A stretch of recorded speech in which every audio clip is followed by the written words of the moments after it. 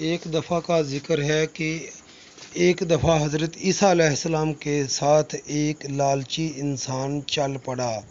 حضرت عیسیٰ علیہ السلام کا وہ لالچی شاگرد تھا۔ وہ حضرت عیسیٰ علیہ السلام کے ہمراہ چل پڑا۔ ایک جگہ حضرت عیسیٰ علیہ السلام نے اس شخص سے پوچھا کہ تمہارے پاس کتنے درہم ہیں؟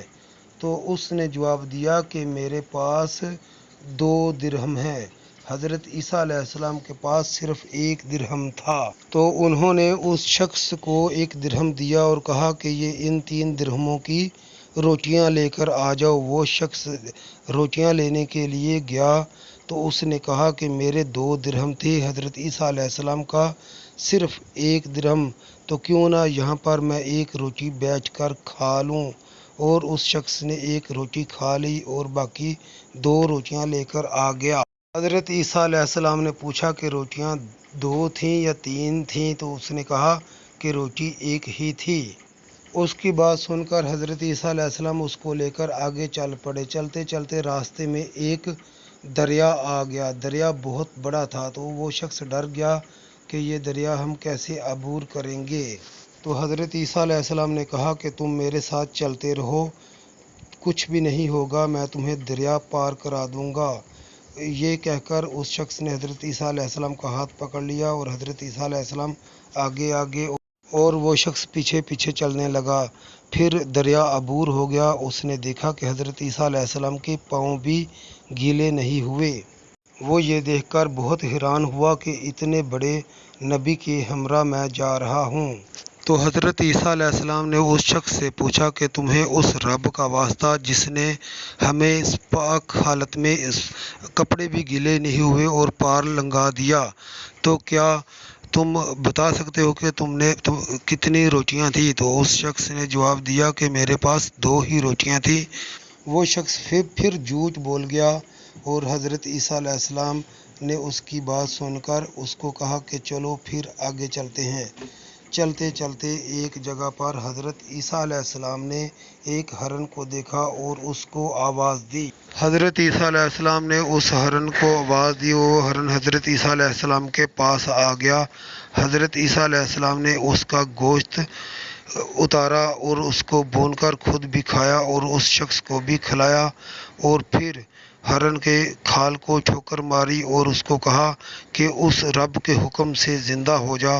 تو وہ ہرن زندہ ہو گیا اور اپنے دوسرے ایجڑ میں دوبارہ بھاگ گیا۔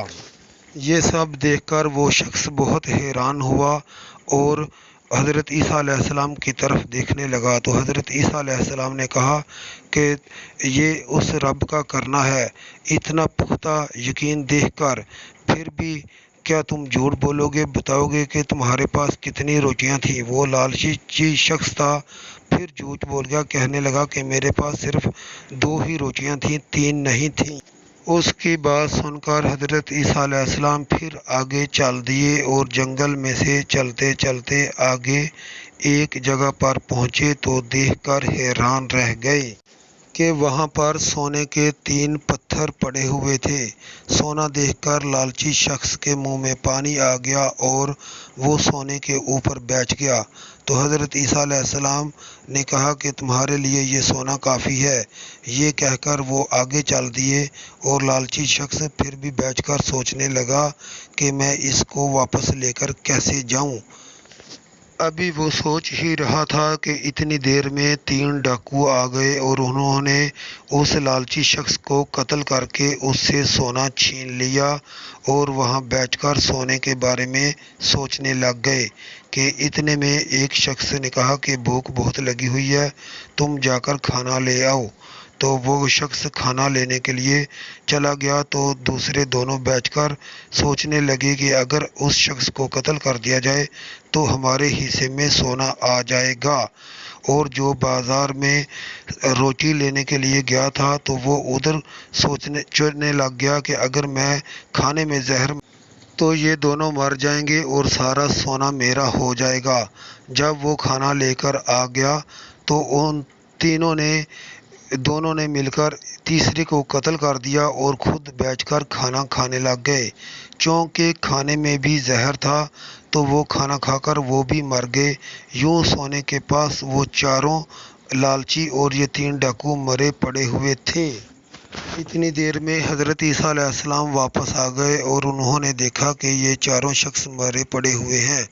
تو حضرت عیسیٰ علیہ السلام نے کہا کہ یہی ہے دنیا کی محبت، اور اگر دنیا سے محبت کرو گے تو یہی اس کا انجام ہوگا۔